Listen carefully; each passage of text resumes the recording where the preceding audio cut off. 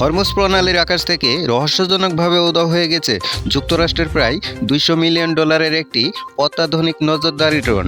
এটা কি শুধুই প্রযুক্তিগত সমস্যা, নাকি এর পেছনে রয়েছে কোনো পরিকল্পিত হামলা?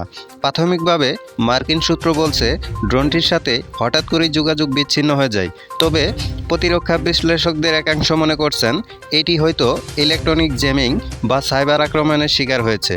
অন্যদিকে মধ্যপ্রাচ্যর উত্তেজনাপূর্ণ পরিস্থিতি এই ঘটনাকে আরও সন্দেহজনক করে তুলেছে, কারণ হরমুজ প্রণালী দীর্ঘদিন ধরেই সামরিক উত্তেজনার কেন্দ্রবিন্দু।